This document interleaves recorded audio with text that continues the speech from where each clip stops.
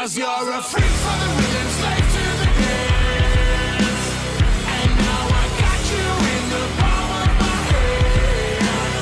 Get all dramatic, erratic, your moves are automatic. You're a freak for the rhythm, slave to the dance. That's my jam. By Arya, now from Skindred. How are you, man? Great, thank you. Yeah, lovely to be here, back in Bristol. Semi-hometown, kind of, not far from. Yeah, well, I mean, I actually lived here for about 5 years. And Dan still lives here. Yeah, Dan still lives here.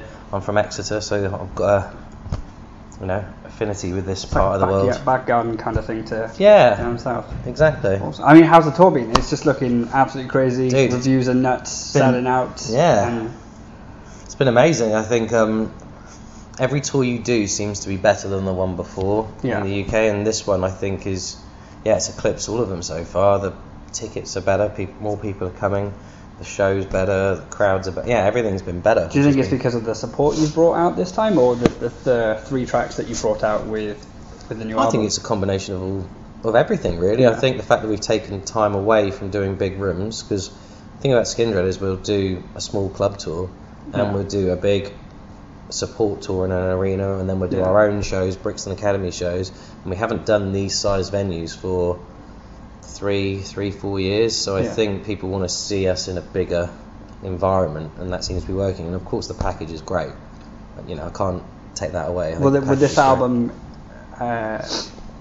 help you get into those bigger venues, kind of like I'm sure it bigger than O2, because I've seen you play the O2 I don't know, like a dozen times, and I would see you at festivals, and I feel like if you could do like an arena tour or something close to an arena, maybe not.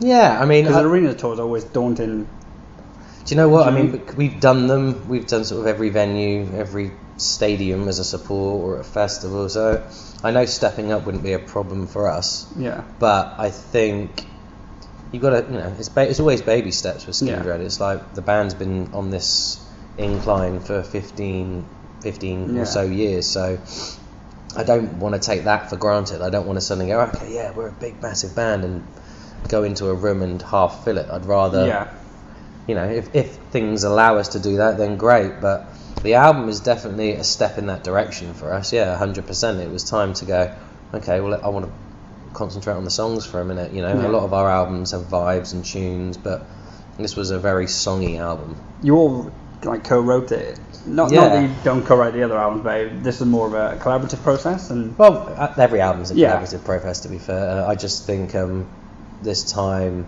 there was a more clear direction in what we wanted to do for this specific album. I think all my favourite bands, Queen, Zepp, all of those classic rock bands, which is what we are. We're a rock band, but we have these other influences. They did different types of records. And they were allowed to do these different types of records because back then the industry wasn't like it is now, where right, here's a song, right, oh shit, fuck, it's like, no, here's the album, there's 10 songs on it, this is what we're doing for this 10 songs, and they're allowed to do it. Led Zeppelin 3 didn't sound like Led Zeppelin 1. No. A completely different record. And then for Houses of the Holy, they're different records. They all take the ingredients, but they're very different. I'm not comparing us obviously to them, but I like the fact that you could, with this record, go, this is a different record. This doesn't sound anything like Warning. What's that? Union Black. Union Black. No, it doesn't. And doesn't sound anything like. Do you know why though? Riot and stuff like that. Do you know why? Because it's more rock orientated and no, because we've already done those. Yeah, but yeah. Do you know what I mean? It's like we did Roots Rock Riot, we did Babylon, we've done those things, and it's funny because with Volume, the mission statement we all had before we went to do Volume was like, let's go back. And for us, at writing the songs, we thought we were giving the fans what they wanted. Because you always go, we want stuff to be like the old stuff. Okay, well we did that. Yeah. And some people went, oh no, it doesn't sound right. And it's like, you can't please people. No. So with this, we just thought, excuse my language, fuck everyone. We're going to do what we want to do and write big tunes that we think are big tunes. Yeah. Come with us, you're welcome, but you're not going to get Roots Rock Riot. No. You're not going to get Babylon. You're not going to get Warning. You're going to get something different, and you're welcome to come along with us and enjoy the ride. Because if you come and see us live, you're going to get all those songs anyway. Yeah, definitely. it feels like everyone's kind of gravitated towards that's my jam at the moment. Yeah, I mean, good. I think to me that's my jam's, you know, one of the strongest ones on the record. It's everything we do in a nutshell, you know. Yeah. So it's just you have to think about, is everything being more refined and honed? It's like, as players, especially the guys that write the music, you know, me, Mike and Dan, it's like with Skindred, it's sort of, I joke about it. There's a song called Doom Riff we do, where literally the groove changes every 8 bars. Yeah. So you change. Yeah. Well, I quite like that. I like that. But to do that and have to come up with something that's so chopped and different, you can't just keep doing that, because you know you want to sit into a pocket and you want to try these things, because like I keep saying, we've done those before. We'll probably go back to it at some point. So definitely. You've got some collaborations on this album, Yep. which is pretty cool. You got Phil Campbell. yeah, brilliant. Was that an easy one to do, or? Yeah, it literally said yes, and then it was done the next day. Oh wow. Yeah, it was so easy. Because Benji basically did some writing with Phil, and you know, about a year beforehand, and Phil was like, you know, if you ever need me for anything, just hit me up.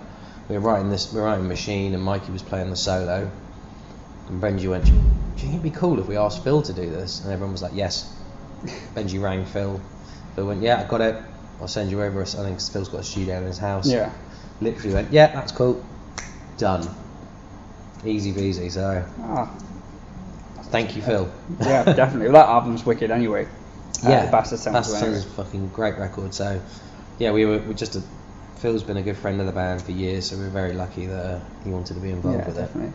And then in the summer you got Bloodstock. Yeah, we did Bloodstock last year. Yeah, this summer we got Reading and Leeds. So it's the only festival we're doing in the UK this year. It's a bit of a different one, I think. I looked at the lineup and I was like, okay, it's not so rock. You on the Saturday one? Yeah. Is that Kendrick Lamar? Yeah. That's pretty weird.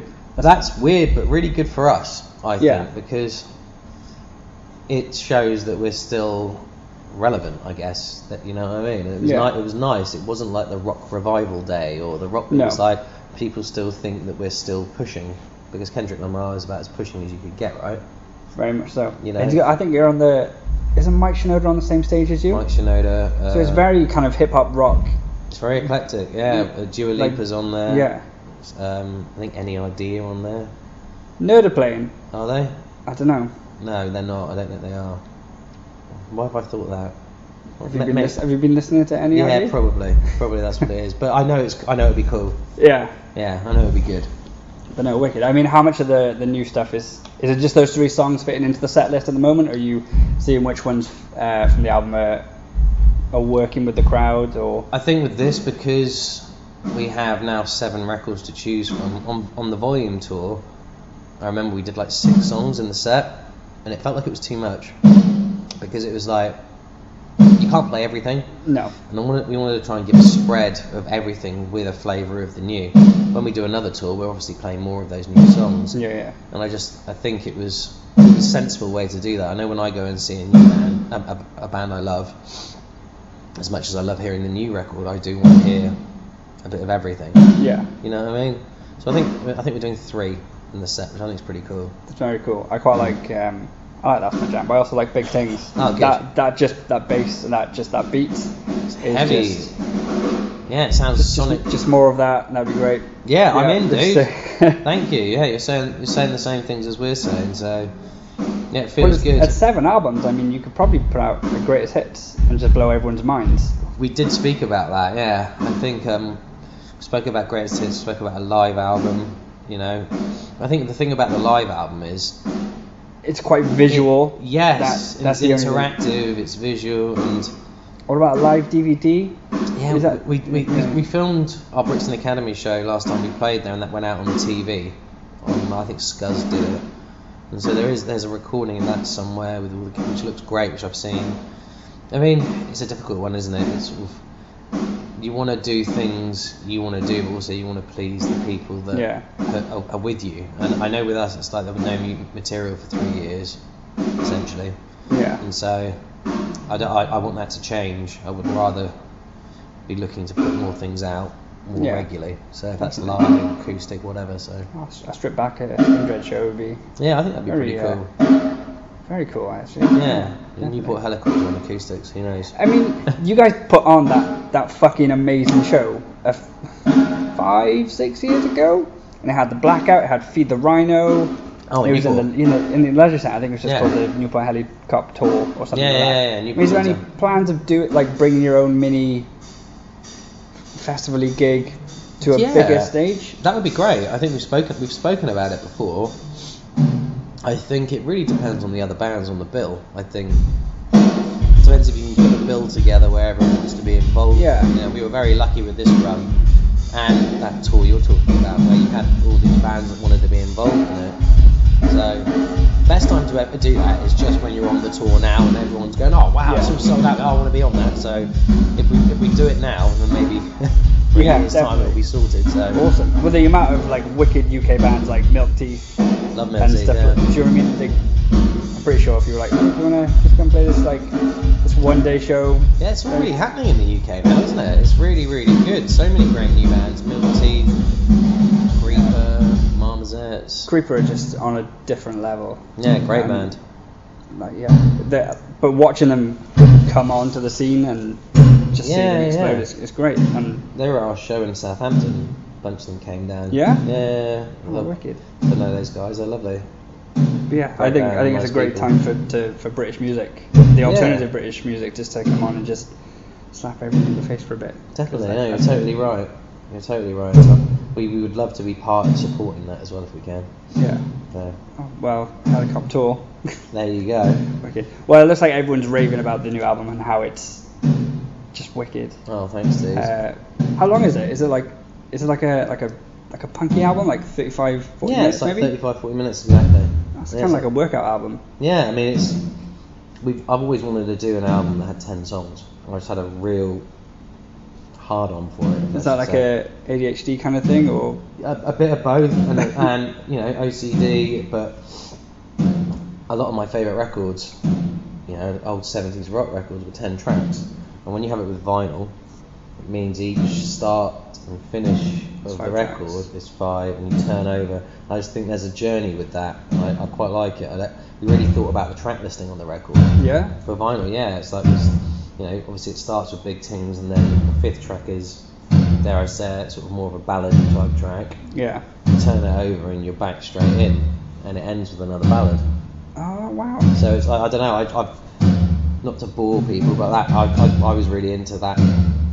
Kind of concept of just looking at the songs and trying to work out the track listing more than we've ever done before. Just because, I just thought it's a good listen, and a lot of bands will do 14, 15 tracks. I'm like, that's too long. I think it is too long. I mean, we've done it before. The reissue of Babylon did well in America was 18 tracks, and it's like, I get it, but I like the fact we've done something snappy and just. Yeah.